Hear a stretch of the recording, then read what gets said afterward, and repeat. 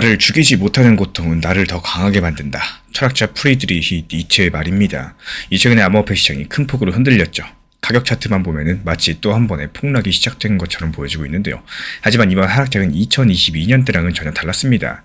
이 결론부터 말씀을 드리자면은 이번의 가격 하락이 시스템이 무너져 내린 붕괴가 아니라 쌓여있던 빚을 정리하는 건강한 해소 과정에 가깝다라는 건데요. 갤럭시 디지털의 보고서를 쓴 스티브 커츠도 역시 이번 조정장의 건전한 레버리지 해소 과정이다라고 평가를 남겼고요. 이 뉴스 헤드라인만 봤을 때 연일 암호화폐 시장에 큰일이라도 난 것처럼 보도가 되고 있지만요.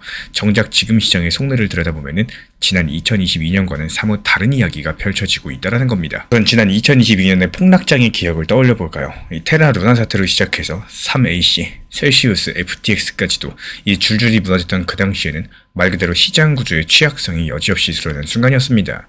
군데군데 터져나왔던 부실들로 인해서 도미노 연쇄 파산이 이어졌었고요. 스테이블 코인마저도 패그를 잃어버리면서 시스템 신뢰가 통째로 흔들렸었죠. 하지만 이번에는 달라요.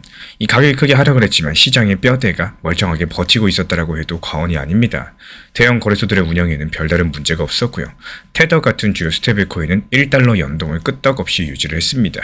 무엇보다도 어떤 거물 플레이어의 파산 소식까지도 들려오지 않았었는데 다시 말씀드려서 시장 전체를 붕괴시킬 시스템 리스크는 이번에 나타나지 않았다라는 거. 내부에서는 과도한 레버리지 포지션들을 정리하는 정화작용까지도 일어난 거죠. 그렇다면 왜 이번에는 이런 건강한 하락이 가능했을까요? 가장 큰 차이는 시장의 기초 체력과 인프라가 한층 강화되었다는 점입니다. 2022년에 혹독한 겨울을 통과하면서 여기서 남은 플레이어들은 이전보다 위험 관리에 철저해졌고요. 덩치가 큰 부실들은 이미 그때 대부분 정리됐고요. 스티브 커치는 여기에 대해서 2022년에는 시장 구조의 취약성이 드러났지만 지금은 더 정교한 리스크 관리 체계랑 금융 인프라가 구축돼 있다라고 말을 했습니다. 한마디로 이제는 웬만한 충격에도 버틸 수 있는 안전장치들이 마련이 되어 있다는 뜻인 건데, 실제로 이번 조정장에서는 앞서 말씀드린 것처럼 스테이블코인 패그 이탈이라거나 대형기관 파산 같은 여러가지 후방 붕괴가 전혀 관측되고 있지 않다라는 거. 이 시장 참여자들이 학습 효과를 얻었다, 이렇게도 볼 수가 있겠죠. 그 결과로서 가격은 내려갔어도 시장 시스템은 멀쩡한, 이전과는 질적으로 차원이 다른 하락장들이 펼쳐지게 된 겁니다. 물론 가격 조정에 대해서 방아쇠를 당긴 요인은 있었습니다. 암호화폐 시장은 이제 글로벌 거시 환경과 뗄래야 뗄 수가 없는 사이클 속에 있는데, 최근에 몇 달 동안 거시경제 신호가 엇갈리면서 시장에 상당한 혼란이 있었습니다. 예를 들어가지고 미국의 고용지표가 워낙에 좋아서 경기 과열로 연준이 금리를 잘 안 내릴 거야, 이런 우려가 한편에 있었죠. 그러다가 1월 말에 발표된 미국 소비자 물가지수 상승률이 시장 예상보다 낮은 2%대 중반으로 나오면서 분위기가 확 바뀌었었죠. 이제 인플레이션 잡히나, 이런 기대감까지도 생겼었고요. 금리 인하에 대해서도 생각보다 빨리 올 수 있겠다, 이런 전망들이 고개를 들었습니다. 그리고 불과 며칠 전에는 이런 기대감 속에서 글로벌 위험자산에 훈풍이 들면서 비트코인이 다시 반등을 줬었고, 리플 XRP도 어제까지만 해도 강력한 장대 양봉이 나왔었죠. 하지만 지금 시장에선 냉정을 찾을 필요가 있겠습니다. 인플레이션 둔화세로 잠깐 반등이 나왔지만요. 그렇다고 지금 당장 V자 반등으로 직행하는 이런 그림을 기대하기는 힘들다라고 전망을 하고 있는데요. 스티브 커츠 측에서도 V자형의 급격한 반등은 없을 것이다라고 딱 잘라 말했습니다. 대신에 몇 달 동안은 가격이 지루한 박스권을 오갈 가능성이 높다라는 전망을 남겼는데, 쉽게 말씀드려가지고 당분간 크게 오르지도 또 크게 떨어지지도 않는 횡보장세가 이어질 거라는 이야기입니다. 또 그 사이에 시장은 체질 개선을 하게 될 거고요. 과열 구간에서 쌓였었던 빚과 허약한 부분들 철저하게 덜어내면서 또 다음 상승을 준비하는 시간을 가질 거란 뜻이겠죠. 그리고 나서야 보다 또 견고한 추세적인 상승으로 복귀할 수 있다, 이런 시나리오를 가지고 있는 건데, 실제로 지난 며칠 동안 가격 반등이 있긴 했었지만 또 전체적으로 봤을 때 여전히 박스권 안에 머물러 있습니다. 이게 투자자 입장에서 봤을 때 답답한 구간으로 이어질 수 있겠지만요. 또 이렇게 쉬어가는 과정들이 오히려 시장을 건강하게 만든다는 이런 시각을 가질 필요도 있겠습니다. 가격이 쉬어가는 동안에 시장 내부에서는 오히려 분주하게 기반을 다지는 작업이 진행 중이에요. 이 커츠 측에서 현재를 가상자산 인프라 강세장이라고까지도 표현을 남겼는데, 눈에 잘 띄지 않을 뿐이지 인프라는 계속 쌓이고 있다는 뜻이겠죠. 예를 들어가지고 우리가 흔히 쓰는 달러나 원화에 대해서 스테이블코인 형태로 블록체인에서 실시간 송금 결제하는 흐름들 갈수록 커지고 있죠. 그리고 부동산, 채권, 미술품, 이런 실물 자산에 대해서 블록체인에 올리는 토큰화, 이것도 빠르게 늘어가고 있습니다. 한마디로 암호화폐 기술이 현재 금융 시스템의 레일이 되어가고 있는 모습인데요. 여기서 커츠 측에서는 암호화폐는 금융 인프라의 핵심 요소로 자리 잡고 있다는 강조를 남겼습니다. 이런 인프라의 확대 자체가 지금 당장 가격에 드러나지 않더라도 중장기적으로 봤을 때 시장의 파워를 키우는 중대한 진화라는 거예요. 이렇게 전통 금융이랑 암호화폐의 융합 자체가 가속화되면서 이제 암호화폐 시장은 전 세계 돈의 흐름 속의 한 부분이 되어버렸습니다. 과거에 어땠습니까? 비트코인 가격 상승하고 내리는 거 주로 크립토 내부 요인 때문이었지만 이제는 글로벌 유동성과 경제 사이클의 영향을 더 크게 받고 있죠. 스티브 커츠가 디지털 자산은 이제 독립적으로 움직이지 않고 광범위한 유동성과 위험 사이클에 밀접하게 연결돼 있다. 이렇게 말한 대목이 바로 이 부분인데요. 실제로 비트코인은 연준의 금리 정책, 달러 가치, 주식시장의 움직임 등에 민감하게 반응을 하고 있고 금리가 급등해서 시장에 쇼크가 온다. 비트코인이 먼저 휘청이고 반대로 유동성이 풀릴 것 같으면 남들보다 빨리 올라서곤 합니다. 어떻게 봤을 때 비트코인이 전통시장보다 한 발 더 빠른 이런 선행지표 역할을 하는 셈인데요. 위험 신호를 미리 감지할 수 있는 탄광 속의 카나리아라고도 볼 수가 있겠죠. 여기서 눈여겨보실 만한 대목은 투자 심리랑 실제 현실 간의 온도 차이입니다. 가격은 크게 하락했는데 정작 블록체인상의 활동 지표들은 견조한 면이 있어요. 반면에 투자자들의 흥분도나 관심도는 눈에 띄게 낮아졌어요. 커츠는 강력한 부정보다도 더 우려되는 것은 무관심이다라고까지도 지적을 남겼습니다. 여기서 핵심을 찌르는 통찰이라고 느껴지는데 요즘의 분위기를 보면 가격이 크게 하락했는데도 사람들이 예전만큼 공포에 질려하지도 않아요. 그렇다고 열렬히 매수하려고 달려드는 것도 아니고요. 차라리 시큰둥한 무관심이 감돌고 있는 상황이죠. 이 뉴스 사이클에서도 암호화폐 이야기가 예전만큼 뜨겁지가 않고요. 사람들의 검색 빈도나 입소문도 많이 줄어들었습니다. 시장 투자자들이 관심을 잃어버리는 것이야말로 어쩌면 시장의 중장기 발전에 가장 해로운 시나리오일 겁니다. 이 모두가 냉소하거나 비판하는 것은 그래도 관심이 있다는 뜻이겠지만 아무도 이야기하지 않는 시장이 되어버리면 신규 자금 유입도 끊기고 혁신 동력도 약해질 테니까요. 그렇지만 또 여기서는 희망적인 신호도 분명히 존재합니다. 바로 기관과 거대 자금의 움직임인데요. 갤럭시 디지털 비롯해서 주요 플레이어들의 말에 따르면은 기관 투자는 오히려 조용하게 이어지고 있다는 거. 이 갤럭시 디지털만 해도 작년 말 기준으로 약 120억 달러 규모의 자산을 플랫폼에서 운용하고 있었고 은행이나 자산운용사를 포함해서 전통 금융권에서의 자금 유입이 지속되고 있었다고 합니다. 말씀드리자면 대중들의 관심이 식어갈 때 오히려 큰손들은 천천히 쌓아가고 있다는 이야기겠죠. 실제 온체인 데이터나 공시 정보를 봐도 일부 장기 투자자들과 상장 기업들은 비트코인 보유량을 늘리는 추세가 확인이 되고 있습니다. 이 시장이 한창 뜨거울 때 몸을 사리던 기관들이 규제가 명확해지고 인프라가 갖춰지면서 오히려 이번 조정정에서 진입 타이밍을 엿보는 모습인데요. 이렇게 조용한 매수세가 향후 시장이 반등할 때 강력한 추진력이 될 가능성이 높겠죠. 이렇게 가격이 내려갔다 올라가는 1차원적인 결과를 넘어서 이번 조정이 시장의 중장기적으로 남겨의 변화를 한번 짚어볼까요? 먼저 이 무분별한 레버리지 축소 과정을 거치게 되면서 시장 참여자의 구성의 질적 개선이 이루어졌습니다. 쉽게 말씀드려서 빛을 내가지고 투자하던 투자자들이 많이 퇴장을 했고요. 그 자리를 신념과 신뢰를 가진 중장기 투자자랑 기관 자금이 메우고 있다는 뜻입니다. 이렇게 남는 사람들만 남게 되면은 그 다음 사이클에서는 시장이 이전보다 안정적인 기반 위에서 상승할 수가 있겠죠. 그리고 두 번째, 암호화폐랑 전통금융의 경계 자체가 희미해지면서 이제 크립토 시장의 변동성은 글로벌 금융시장에 영향을 주고받는 연결고리가 됐습니다.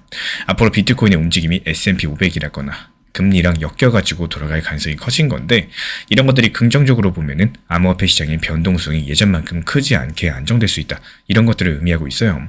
또 반대로 글로벌 매크로 충격에서는 더욱더 민감하게 반응한다는 뜻이기도 합니다. 예전처럼 크립토만의 독립적인 펀더멘털로 폭등하고 또 폭락하는 이런 일은 줄어들 수 있겠지만요. 전 세계 경제 상황을 잘 살펴야 되는 어른스러운 시장이 되었다는 얘기겠죠. 그리고 세 번째, 암호화폐가 금융 인프라로 편입이 되면서 정책과 규제 측면에서의 변화도 가속화될 전망입니다. 이 미국 의회에서는 디지털 자산시장 구조법, 이른바 클래리티 법안이 논의 중에 있는데요. 이 법이 통과만 되어주면은 은행이 암호화폐 커스터디랑 스테이킹 서비스를 제공할 수 있게 되면서 암호화폐를 제도권에 편입시키는 내용들이 담겨 있습니다. 이제 각 국가의 정부랑 규제 당국도 암호화폐를 제도권 금융의 일부로 인정하면서 그 룰을 정비하지 않을 수 없는 단계에 온 거겠죠. 이렇게 2차, 3차 파급 효과들을 정리해봤을 때 이번 하락장은 암호화폐 시장의 참가자 구조들, 거시경제 연계성, 그리고 규제 환경까지도 바꿔놓을 수 있는 상당한 분기점이 될 수가 있다. 이렇게 볼 수가 있겠습니다.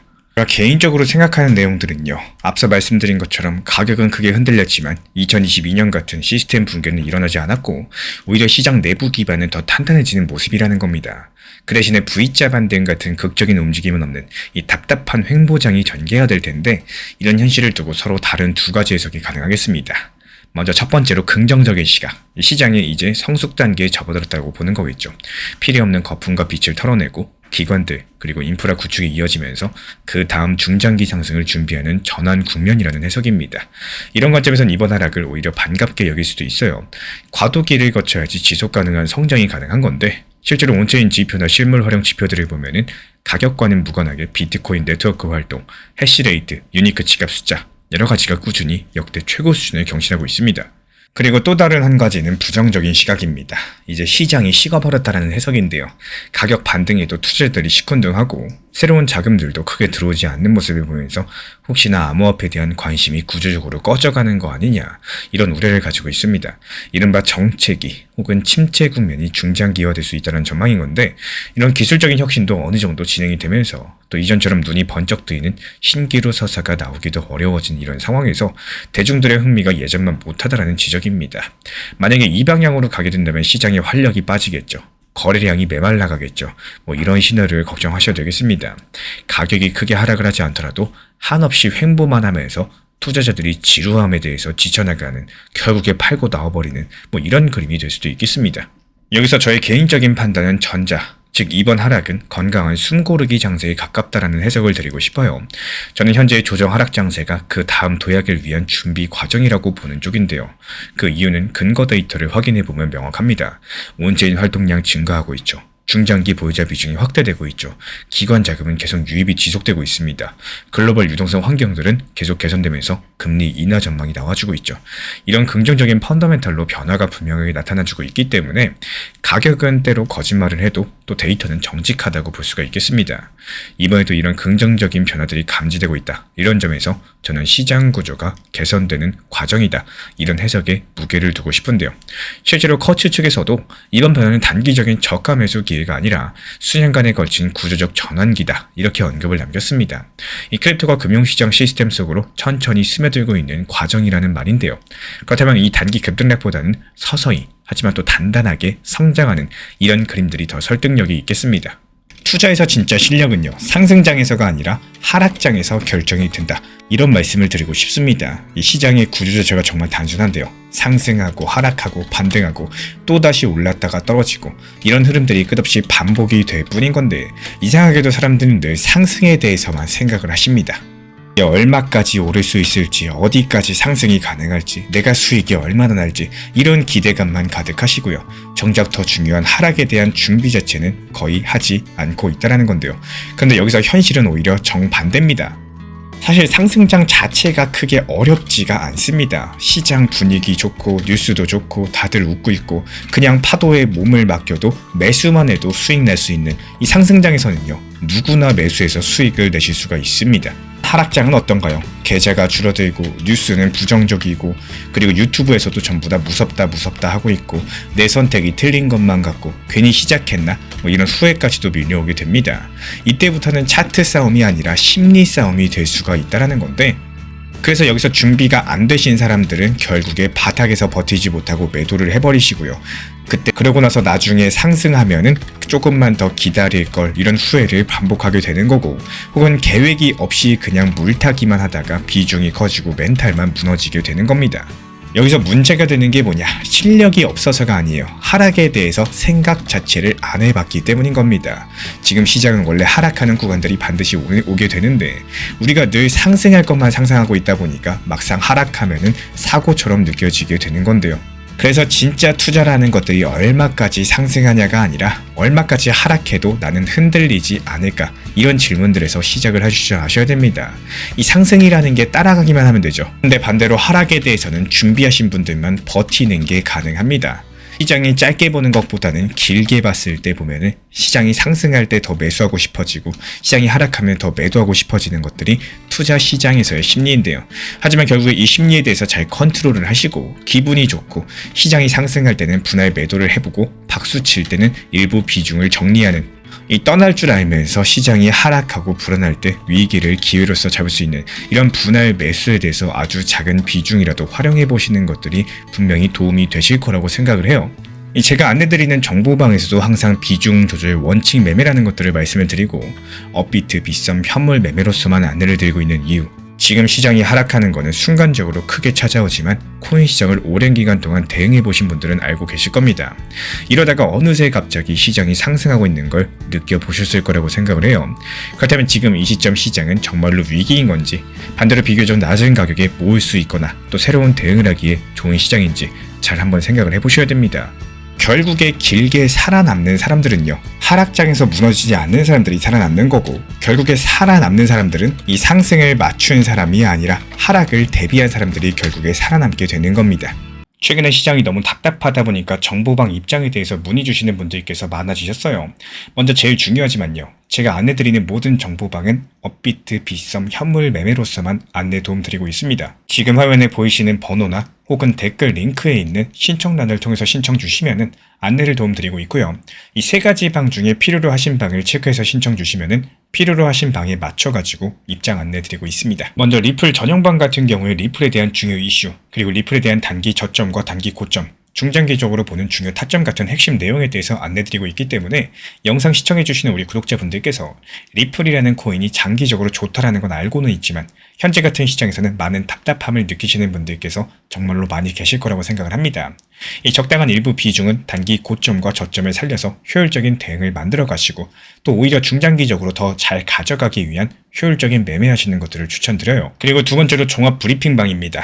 장기적으로 보기에 좋은 코인들과 현재 시장 흐름에 대한 중요 시장 이슈들, 브리핑 내용이나 리플에 대한 방향성, 락업 해제 일정과 여기에 따른 움직임들에 대해서 안내드리는 종합적인 방이다, 이렇게 생각해 주시면 되겠습니다. 그리고 마지막으로 단기 종합방 같은 경우는 말 그대로 단기 종목들에 대한 타점을 안내드리고 있는 방입니다. 이 단기 종목은 말 그대로 단기 종목답게 접근을 하셔야 되는데 욕심으로 인해서 타점을 너무 높게 잡아가지고 수익 실현을 못하거나 아니면 눈치 보기 매매를 하다가 이렇게 수익 실현의 기회를 놓치셨던 기억이 있으신 분들, 지금 시장에서 정말 많은 상황인데요. 항상 비중 조절이 중요하고요. 매수와 동시에 목표 타점을 걸어 놓으면서 현실적으로 봤을 때 내 것으로 만들어서 마침표까지 잘 찍는 게 단기 매매의 핵심이다 생각을 해요.